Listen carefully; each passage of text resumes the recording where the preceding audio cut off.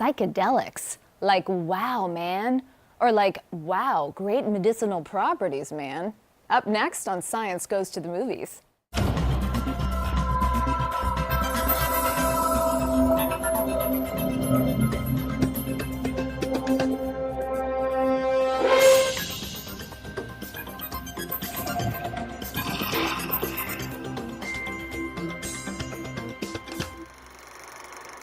Welcome to Science Goes to the Movies, a look at the stories of science and how they change our culture. I'm Faith Saley, and today we're going to look at the very hot topic of psychedelic drugs as medicine. I'm delighted to have Dr. Anthony Bossis, a clinical investigator studying effects of psilocybin on cancer and end-of-life anxiety, as well as a new study on the nature of religious experience with religious leaders. Hello, thank you for joining us. Hi Faith, glad to be here. So psilocybin and palliative care research. Yeah. What do those mean basically for a layperson? So essentially, and there's a long history to this, so psilocybin is a compound found in mushrooms that grow on the earth. Oh. When eaten by humans for millennia, it has a potential in the right setting to produce this incredible experience. We call it peak or mystical experience that indigenous cultures use for thousands of years. And this experience can actually mitigate distress, end-of-life distress. So going back to the 1960s and late 50s, there was peer-reviewed serious research with psilocybin and LSD with end-of-life patients, patients suffering with end-of-life distress. Which is palliative care, right? So palliative care is the field of treating people with a potential life-threatening disease. Is psilocybin in every mushroom? No. Okay. Certain species of mushrooms. Okay. And what we like to call shrooms. On the street term is magic shrooms. I spend a lot of time on the street, Tony. That's what we call I know the street lingo, so we call it psilocybin, we call it shrooms if you like for today.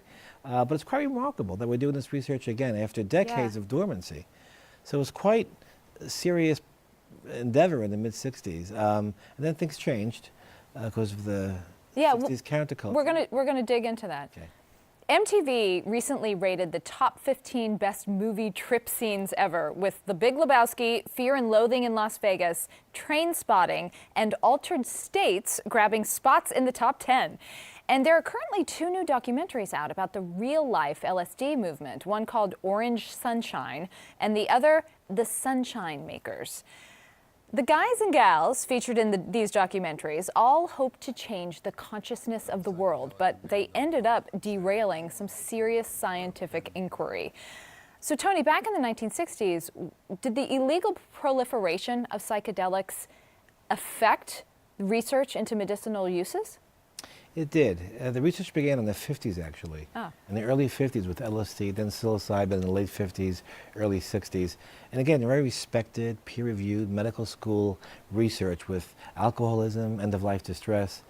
And then in the mid-60s, there was a lot of recreational use in the culture, some of it irresponsible. And in 1970, President Nixon, through an act of Congress, rendered these compounds out of the reach of not only the public, but of clinical research, which was incredible. Oh. So you have a promising body of research being halted because of a cultural, recreational use of it. So it's, and for 30 years, nothing really happened, which is quite striking in terms of medical history. Yeah. So is your work today picking up from those interrupted investigations? Directly. And we stand upon the shoulders of those early researchers.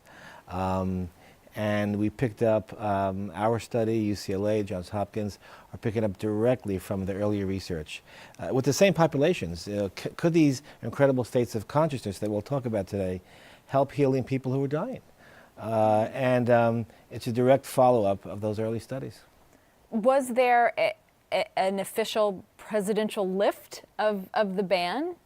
I mean, like, when were you allowed to study again? It's a good question. It's still Schedule 1, meaning there's no medical or research use. So we're on these FDA-approved controlled studies to evaluate the safety and efficacy of these medicines. So it's still clinical trials. If they go well, we'll see what happens down the road. In this documentary, when Timothy Leary talks about psychedelic research, he's really self-indulgent, and that is very different than your research. How can psilocybin reduce anxiety for these cancer patients?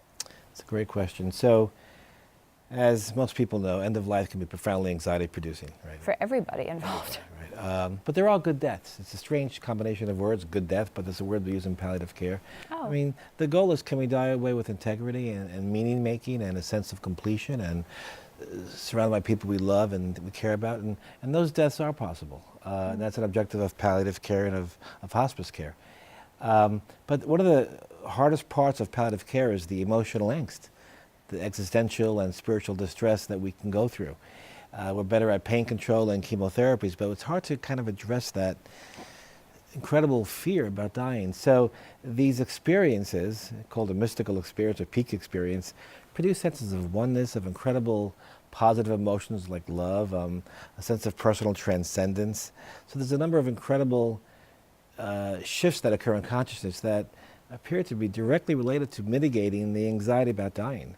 And so people accept their dying or their end of life with more integrity and acceptance, which is an incredible thing for a doctor to see. You're saying this kind of acceptance comes from psilocybin?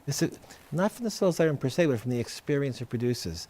Let's stop there. What is psilocybin before we get into what it does? Psilocybin is a compound that's found in many species of mushrooms that grow on the earth that when eaten, we don't know much about the neurochemistry, but we know it acts upon serotonergic neurochemical pathways in the brain that produces this shift in consciousness for about 3 or 4 hours, where there's really an altered state that allows people to have this incredible shift in awareness, and they report incredible spiritual experiences, heart openings, so to speak. It's quite stunning. So to see someone come into the room and leave the study a day or two later with their anxiety about death profoundly mitigated is something for a palliative care person to see. Yes. How does the chemical interact with the brain to bring on this sense of oneness? Well, we know it's serotonergically activated. So I hear the root word serotonin in there. A lot of people know that that's like a feel-good chemical. That's a neurochemical in the brain. But the neuroscience is really in the infancy. It's really in its infancy. And I'm not sure, we'll see where it goes, but we do know it produces this incredible shift in consciousness. So what's interesting to me is not just the neuroscience, but the phenomenology of these states of awareness. It appears humans are wired for meaning. Because people have these experiences with or without these medicines. I mean, for millennia, saints and mystics and poets and everyday people have had peak or numinous or mystical experiences, transcendent experiences, right?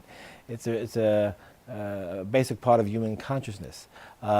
These medicines seem to reliably promote that in a research setting, which is incredible to measure this now and evaluate it in a setting when for millennia it happened spontaneously as well. Yeah, it almost feels like cheating your way there for people who maybe assiduously meditate to try to achieve that transcendence. It's like you could take this drug and get there. It's a great question because some theologians, there's a debate. So if it happens spontaneously or with the medicine, is there a difference in that? And it's a fair conversation. Walter States, a very famous scholar, said regarding these medicines promoting these experiences, it's not a matter of being similar to a mystical experience, it is a mystical experience. So some would say it's the same result, the evidence doesn't matter. Others would say, well, it matters how it happens. But it's a great spiritual, theological question. Yeah. And the wonderful thing about these medicines, remarkable things, you take it once. So most medicines you take, Prozac, Zoloft, your blood pressure medicine, whatever it wears people off. are on, the desired effects occur while you're on the medicine. Take the medicine daily to continue the desired effects. These medicines people take once. In our study with cancer patients, they took it once in a very controlled, interpersonally supported setting. And the drug's out of their system in a few hours. So the drug's almost, in a way, it's not even a drug study in some ways. It's the experience it promotes, this kind of innate human experience of consciousness that it kind of reliably triggers. That's the transformative piece. That's the healing piece. So the chemical is gone. It's gone. The sensation remains forever? The altered state dissipates in about 3 or 4 hours, and they go home that night back in ordinary consciousness. But the memories and the effects of it could be life-changing, ongoing. I'm sorry, but you know this from working on all sorts of people, or you know that this from working on people who die shortly thereafter? Because I'm wondering if you give this to somebody who's not dying right. and is maybe an angry person, sure. could it change the way that person relates to other human beings for the rest of his life? So it's a great question. There were studies at Hopkins recently, Johns Hopkins, looking at healthy people who had this, and they're being tracked. And they do report months and years afterwards that they do sustain these effects. The effects being that they have this sense of connectedness with others? Perfect. Connectiveness. Everybody needs to have this right now. Unity, a sense of transcendence. So the transcendence is a very important one, because if you're dying, when we're dying, to have the experience that I'm not my body's failing, but I'm something different, I'm something eternal. So people come out of this experience and report, I'm not just the body, there's something more enduring of who I am, or there's something more complex about consciousness. Maybe it's even outside biology consciousness. And so the body's failing, but I'm not the body. So to not identify with our failing bodies is a gift for someone who's dying. And you find that people say the same iterations of the same thing over and over? Which is remarkable. There are varied experiences, but there is this common, mystic core that we speak about, that for millennia, mystics speak about this, and William James wrote about it, and Carl Jung, and, it's been around, it's part of human civilization, these foundational mystic core of religion. And people speak that way. There was a show once where they called the accidental mystics, because people in our study who weren't religious come out speaking with the language of everything's connected, we're connected. I felt a vibrant sense of love and acceptance. I was more accepting of the life cycle ending. I could appreciate my moment my living in the moment versus fear of death. And they're meaning-making compounds, they're meaning-making experiences. I know from reading your paper that that psychedelic, literally translated from Greek, means mind revealing. Mind revealing, mind manifesting, kind of an awkward, clumsy set of words, but yeah. Do psychedelics make free thinkers out of every user the way the Orange Sunshine guys hoped it would? I don't think every user, and there's an important part to line out here, that set and setting, as we call it, matters tremendously. How we take the medicine. So in these cases, they're controlled studies. We're not advocating people use this recreationally.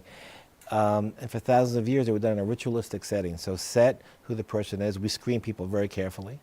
Setting where it's done. How do you screen them? We screen for medical and psychiatric exclusionary criteria, so they're really appropriate and safe to have the medicine. Where it's done, this is in a very safe, supportive, living room-like setting with 2 doctors there the entire time. They wear eye shades, they wear headphones, and they go into the experience. Are you sitting there watching this? I'm sitting watching the entire time for 8-9 hours. What does it look like?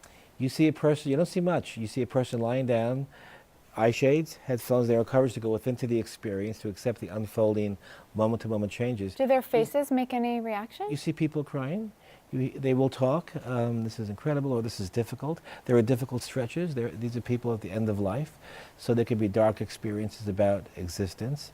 Are they narrating them in some way? Are they conscious you're there and they're sort of They telling are. you what That's the remarkable part. So some of the participants' fear is that I'll be kind of cut off from this consensus reality, and I'm frightened of that. And there is a profound shift in how they experience existence and reality and consciousness, but they're also aware, like we're right there. And we're offering assurance if they need it throughout. How do you offer assurance? Do you hold a hand? We could hold their hands if they wanted to hold their hand. We check in periodically, everything okay. And the remarkable thing with these kinds of parameters, there are no serious adverse effects. We've had 0 serious adverse effects. And intention matters while you're doing these medicines. Versus recreational, where you just take it for maybe to go to a rave or something. It's very different. So this is the goal of these studies, to assess safety and efficacy. And so far, we're achieving safety parameters securely, and we're also showing that they're effective in reducing depression and anxiety in people with cancer, which is difficult to achieve in psycho-oncology. And when you're in the room with someone who is presumably going to die, Sure. Delivering this treatment, are they with loved ones as well, or is it just you and another doctor? So for the study, there's a 4-week preparation period. And the day of the dosing of the medicine, it's just them and 2 guides, two doctors. They spend about 6-7 hours on this lovely living room-like setting on a couch, headphones playing soft classical music, eye shades to go within to the experience and block out this consensus reality, and then they emerge from that state back into normative consciousness, and then their loved ones come in and pick them up and they go home that night. So they're not there with them in their room, but they meet them later. Are you filming all this? We're not filming it, but we're taking very good notes. In the movies, when someone takes a psychedelic trip, it's like all freewheeling and cartwheels. Right. How does that differ from the kind of dosing that you do in your studies? Well, the movies. So, in the studies, they're very controlled doses and they're very tailored to the person. They're very safe. These are government-approved studies. In the movies, people take different doses.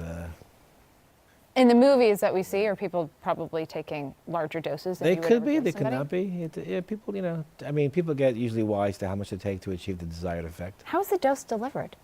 They eat it. It's a pill. So mushrooms are actually fungi that grow on the planet, but in these studies, the compound psilocybin is synthesized into a powder that's made into a tablet, a capsule, and they eat the capsule. They take the capsule at 9 o'clock in the morning, and then by 10 o'clock they're lying down, and then within a short period of time the effects begin to occur, which is just remarkable to see. And people haven't had these experiences before, and they're appropriately apprehensive of what will happen. And one of the things that I've been just struck by, we have people, people in their 60s and saying things like, once it began, I knew I was safe, I can trust this. And so we tell them to trust themselves, trust their wisdom, trust the medicine, trust us. And there's something about the trust and rapport that really promotes safety. And but it seems, again, we're wired for meaning. There's something about consciousness and our brains that seem to be wired for these incredible experiences that have been written about for millennia. And so these compounds are essentially tools to better understand that. What is consciousness? Where is your consciousness? Is it generated by your brain, or is it outside? Right. So, what is existential distress, and how does it impede medical treatment? that's an important question. So, as many of us approach death, the distress could be existential in the sense, or psychospiritual. I'm afraid of dying. I'm afraid of going into nothingness. I'm afraid of leaving this planet. My friends, my loved ones. It evokes a tremendous fear for all of us. Yeah. There are many psychologists and scholars and philosophers, and I support this, that the fear of death is probably one of the most primal fears humans face. And people like Ernest Becker, in his very famous book, The Denial of Death, would say that most of our culture, most of what we do, is a way to buffer against that incredible fear. So that's a normative fear to have. But it seems, and we've shown in this one study we just completed, that these experiences seem to mitigate, have mitigated and reduced depression and anxiety, and enhanced well-being through this incredible connectivity, transcendence. People say things like, well, when I pass away, somehow it continues in consciousness, or I'm aware of a very different realm, or even if I die and that's it, I accept the cycles of life. That's part of the unfolding of humanity. It's quite striking to hear. Now, they all don't have the same experience. Some have less of that than others. But the greater the mystical experience has been correlated with the greater reduction in depression, anxiety, and distress. Has working around this changed the way you relate to your eventual death? Yeah, it has. I've worked in palliative care for a while, and to see these experiences shows me as a person, not just a scientist, that we can die good deaths, which we knew already from our field. People have good deaths all the time, even without these medicines. Good deaths are achievable. But to hear them report what they experience, to hear them talk about what's important, which you and I both know what's important in life, love and connectivity and being with people and making meaning, not how much money you pull in. And at the end, those are the things that matter. So that it triggers that in a profound way is a teachable thing to me as a person. So in many ways, these patients have been teachers to us in the studies, and we're quite changed by it. I know I am. As part of your research, you're also working with an array of religious leaders. You're kind of using psilocybin to map out the nature of the shared mystical core experience of religion? That sounds great.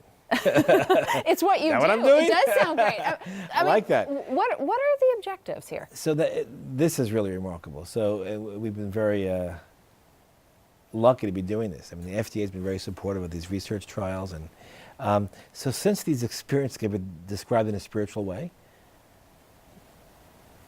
the religious experience found that the mystic core of all religions actually at the foundation of most religions, all religions, is this mystic core, this similar mystic common ground. Aldous Huxley called it the perennial philosophy. And it can be described scientifically as well, but there is a religious language.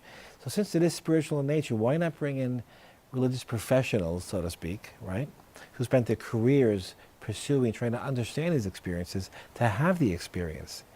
This builds upon a study from 1962 in Boston that Houston Smith, the very famous religious scholar, took part in, where they were giving psilocybin to theology students, and they found out that it mirrored the mystical experiences found that occurred naturally throughout millennia by mystics. So we're now recruiting priests and rabbis and Buddhist roshis and various traditions to come to the study, be screened, again, safe, supportive, interpersonal setting, have psilocybin, hopefully have a mystical or peak experience, and then describe it and write about it and answer a slew of research questions. So they're helping us, in a way, understand the landscape of these experiences. How do they describe them? They're not a clinical population. We're not trying to heal anything. These are healthy people. But they're helping kind of map out this incredible state of consciousness. So it's really wonderful. You are witnessing these religious leaders do this as well? Go through so same setup, a month of preparation, lie on the couch, headphones, sitting there watching them take the medicine, and then being with them, reassuring them, being there in case they need us during the experience, in the same way we were with the cancer patients. And do the religious leaders who come in and have psilocybin have anything different to say than your average, perhaps even non-religious person?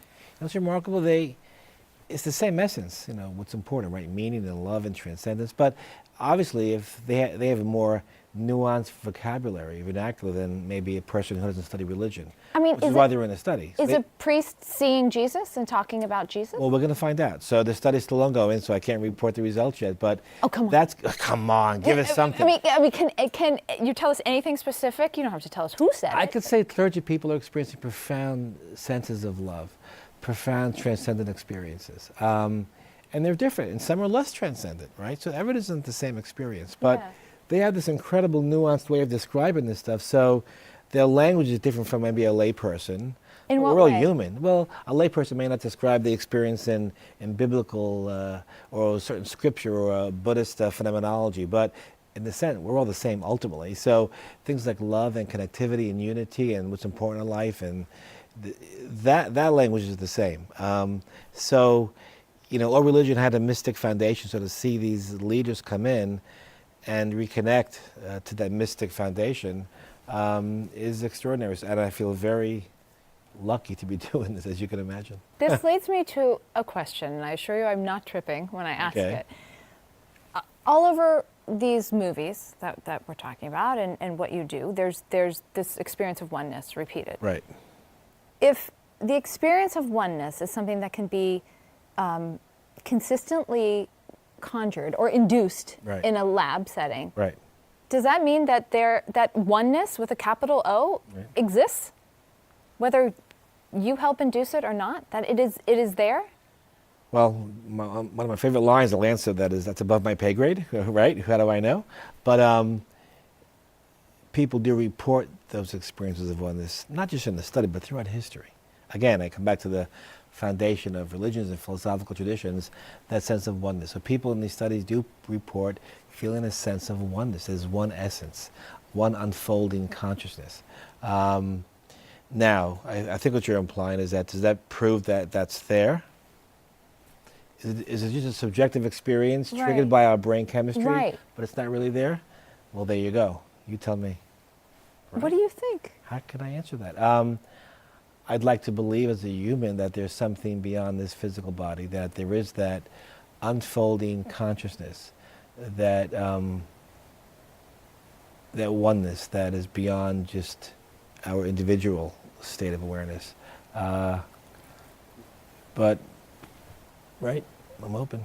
Considering the amazing things that you've borne witness to in using psychedelics, how do you feel about the way psychedelics are most often portrayed in film and TV? Not too good, because I mean there are some positive and appropriate reflections of it, but the 1960s gets condensed to this kind of fractal, groovy visual Yeah, imagery. man. Yeah. And yes, it does enhance aesthetics. In our study, people do report that music sounding wonderful and sometimes having remarkable visuals. But those aren't that meaning-making. They feel great, and I'm a musician, so I love good music. But that's not going to change it as much as these meaning-making connectivity to these incredibly opening experiences. So I think they make it look a little silly sometimes, and reckless, and just pure hedonism without the meaning-making part.